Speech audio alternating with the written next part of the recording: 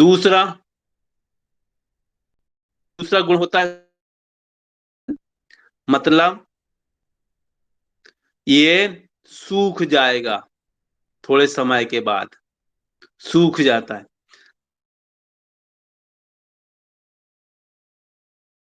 देर में स्थायी नहीं रहता जल। समुद्रों में जहां भी ये नदी नदियों में सब जगह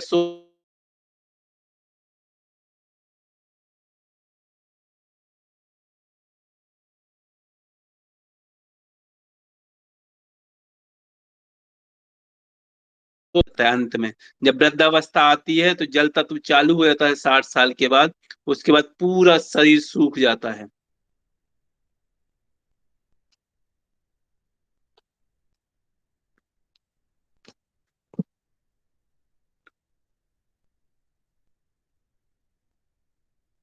चलिए, क्लियर है साउंड? आपके यहाँ दिक्कत है दिनेश जी? ये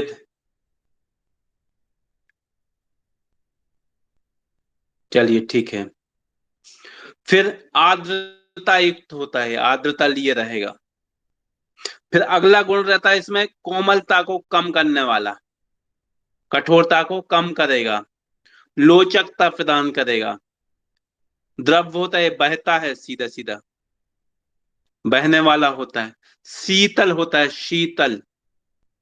जब वृद्धावस्था आ जाती है व्यक्ति की, 60 साल के बाद जल तत्व एक्टिव हो जाता है, तो व्यक्ति बहुत ज्यादा ठंड लगने लगती है, क्योंकि शीतल है इसका गुण। इसकी प्रवृत्ति होती है बहने की, नीचे बहता है।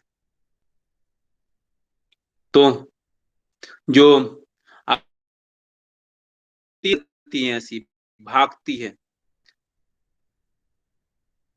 कहता ना, 12 साल की उम्र तक हमारे शरीर में वायु तत्व की अधिकता रहती है। सीधा इधर उधर टेढ़ा मेढ़ा भागेगा, दौड़ता रहता है इधर उधर, गिरता रहता है बार बार।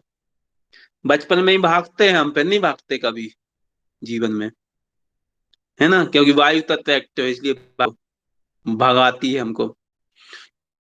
फिर चलती है 30 साल तक, ऊपर की तरफ जाती है अग्नि की लौ, तो इसमें ऊपर की तरफ बढ़ता है व्यक्ति, एकदम क्रोध जैसा।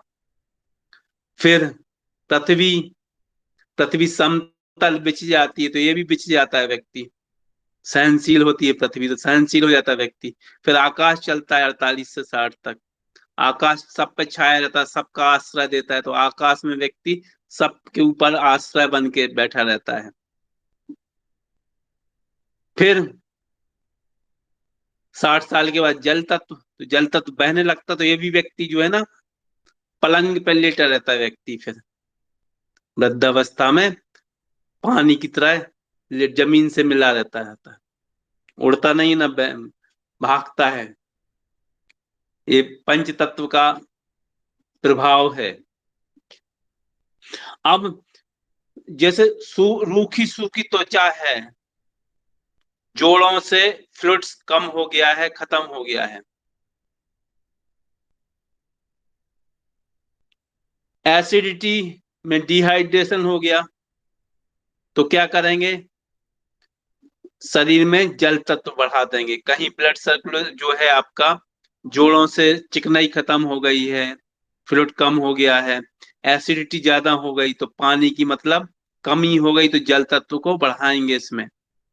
बार बार पेशाब जा रहा है व्यक्ति, बेड वेटिंग है उसमें, सूजन आ गई है, प्रोस्टेट की समस्या है, आंखों में लगातार आंसू आते रहते, तो इसमें जल तत्व को कम किया जाता है। फिर इसमें जल जिसमें बढ़ गया है उसमें हम कम कर देंगे बॉडी में, तो अपने आप व्यक्ति को आराम लग जाता है, ठीक हो जाता है। अब क्या क्या मानसिक समस्याएं झेलनी पड़ेंगी ऐसे व्यक्ति के लिए? क्या क्या मानसिक समस्याएं आएंगी?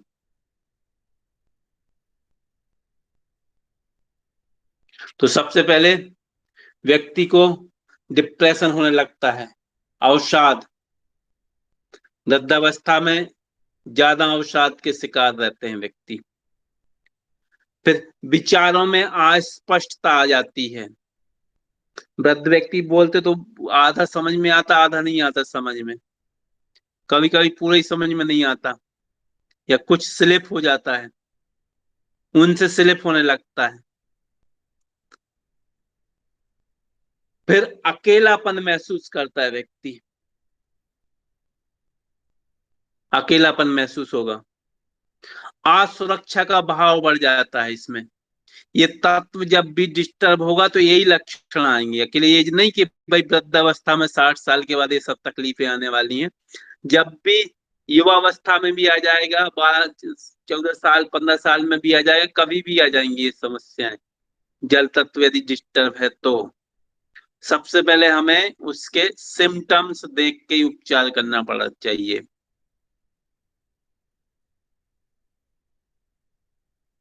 इस पे काम करो, उसके क्या सिम्टम्स है, कौन सा तत्व है, तो व्यक्ति वो वो भी व्यक्ति ठीक हो जाता है जो दुनिया में कहीं ठीक नहीं होता। कोई चिकित्सा उस पर काम नहीं करती, वो भी इसमें ठीक हो जाता है। इतनी फास्ट रिजल्ट है इसके, इतने चमत्कार देने वाले रिजल्ट हैं।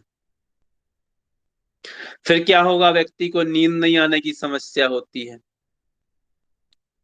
वृद्धावस्था में नींद चली जाती है, भुलक्कड़ हो जाता है व्यक्ति, भूलने लगता बार बार, सपने आते हैं उसको, हीनता की भावना घर कर जाती है, वजनहीनता आ जाती है व्यक्ति में। भय लगा रहता है उसको, किसी ना किसी चीज का भय, क्योंकि ये सब भय लाता है, जल तत्व जो है भय।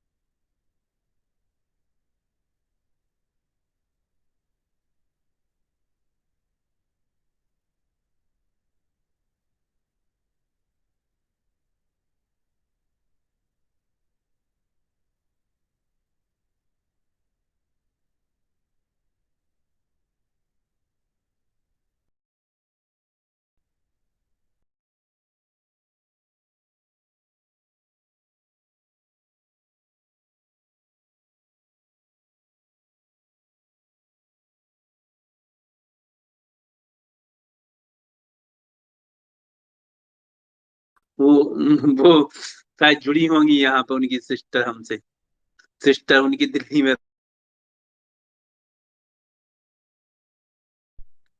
तो प्राणिक परिवार में जुड़े हैं वो लोग। तो ये बहुत छोटे छोटे से उपाय हैं, बहुत छोटे छोटे से, जिनका जिनका जल तत्व क्यों डिस्टर्ब हो जाएगा। सबसे पहली चीज तो ये करिए कि जल का ये दिया ब्रश कर रहे हैं, पानी बहता जा रहा। फिर पानी, एक बाल्टी चाहिए वहां 2 बाल्टी 3 बाल्टी 4 बाल्टी बाहर है, क्योंकि फ्री का तो मिल रहा है नहीं, कुछ नहीं हमें पे करना पड़ता। इतनी बहुमूल्य चीज है कि आपको ना मिले, हमें ना मिले तो प्राणांत हो जाएंगे, प्राण निकल जाएंगे हमारे सब। फिर भी हम कैसे बर्बाद कर रहे हैं उसको, क्योंकि हमने नहीं बनाया उसको। बना के देखो जरा एक बूंद, यदि किसी में हिम्मत है तो, कि भाई हम एक बूंद बना लेते हैं, एक लोटा बना लो, चलो पानी आप अपना। किसी में शक्ति सामर्थ है ही नहीं, एक बूंद बना लें, है ना। फिर ईश्वर इतनी अनमोल चीज दी है, तो हम ध्यान रखें उसका, कि हम उसको करें। आपने जैसे पानी को बर्बाद किया, आपकी जल तत्व की एनर्जी डिस्टर्ब होनी उसी दिन से चालू। फिर आपको यही समस्याएं आएंगी जो अभी हमने बताई, अभी शारीरिक समस्याएं भी बता रहे हैं। तो जल तत्व जल का अपमान नहीं करना, निरादर नहीं करना है, ध्यान रखना आज से। अनायास व्यर्थ में वेस्ट नहीं करना, बर्बाद नहीं करना है। ये बहुत तेजी से एनर्जी डिस्टर्ब होती है जल की बर्बादी करने से। और यदि आपको लगे कि भाई बहुत ज्यादा आपका जल तत्व डिस्टर्ब है, तो नदियां जो रहती है ना, नदियां, जो भी नदी मिले उसमें नहाओ जाके। 3-4 नदियों में आप नहा लेंगे तो आप बिल्कुल स्वस्थ हो जाते हैं। ये फायदा, इसलिए प्राचीन काल से ही हमारे ऋषि मुनियों ने नदियों में कुंभ मेले लगते हो, इसीलिए लगते हैं कि आपके सब रोग दोष सब खत्म हो जाए, आप वहां स्नान करेंगे तो। पर्टिकुलर 3-3 साल में एक पर्टिकुलर स्थान बनता है, वो कभी चर्चा करेंगे उसकी विशेष रूप से, पृथ्वी पर, जहाँ अद्भुत रिजल्ट मिलते हैं वहां स्नान करने से। क्योंकि सीधा डायरेक्ट जल जो है ना, हमारी सेल्स के माध्यम से हमारे शरीर में प्रवेश कर जाता है। तो एक हमारा परिचित है, वो 7-9 दुनिया की, मान देश भर की 9 नदियों में स्नान कर चुका। उसको कोई बीमारी नहीं, कुछ नहीं, बहुत प्रसन्न रहता है, खुश रहता है। बताता रहता है कि 9 नदियों में, हम अलग अलग नदियों में स्नान कर चुके हैं। जहां भी जाए वहां नदी में स्नान कर लीजिए। अब आते हैं शारीरिक समस्याओं पर। शारीरिक समस्याएं क्या क्या आएंगी ऐसे व्यक्ति के लिए जो जल तत्व का होगा? सबसे पहले, या तो नींद नहीं आएगी, या जब नींद आएगी तो बहुत भयंकर नींद आएगी, बहुत ज्यादा मात्रा में, आवश्यकता से अधिक नींद आएगी, मतलब नींद का पैटर्न डिस्टर्ब हो गया। फिर मुंह में मीठापन रहेगा या नमकीन स्वाद रहेगा।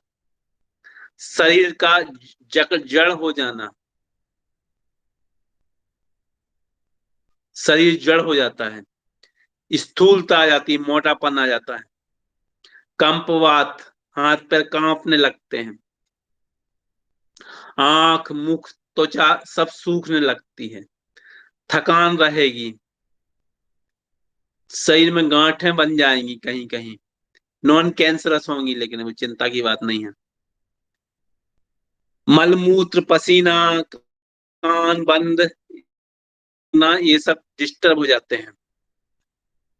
स्थिरता न्यून होती है, स्थिरता न्यून होती है, पानी की स्थिरता कम समय तक ठहरता है ना, ऐसे इसमें भी होता है, चलायमान बना रहता है आदमी। हड्डियां, इसके पारिवारिक अंग में हड्डियां भी आती हैं, तो हड्डियां क्षणभंगुर होने लगती हैं, जल्दी जल्दी टूटने लगती हैं, वृद्धावस्था में जल्दी टूटती है। जिनके जल तत्व होता है उनको हड्डियां का विशेष ध्यान रखना चाहिए।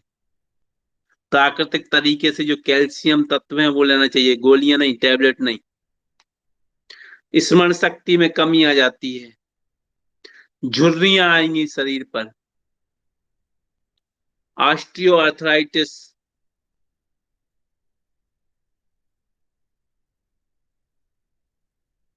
जाते हैं, रक्त से, ब्लड से रिलेटेड प्रॉब्लम आएगी, प्रोस्टेट की प्रॉब्लम,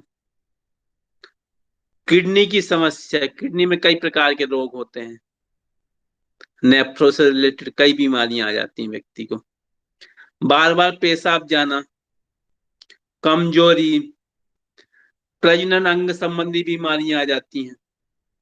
और फिर जल तत्व क्या कराता है, अचानक से चोट लगने लगती है, अचानक से चोट लग जाएगी, छोटी छोटी लगती रहेंगी चोट, कूल्हे में दर्द आ जाता है, तो स्वेलिंग रहेगी, आप ना, तो उसमें गड्ढा पड़ जाएगा, थोड़ी देर के लिए गड्ढा दिखेगा, शरीर में जगह जगह स्वेलिंग आ जाती है। तो ये जल तत्व की बीमारियां थी। कल हम इसकी साधना पर सीखेंगे, रस की साधना। तो आज यहीं तक, सबके लिए जय हो, विजय हो। ओम नमः शिवाय, हरिओम, प्रणाम। कोई भी शांति पाठ के लिए आ जाइए।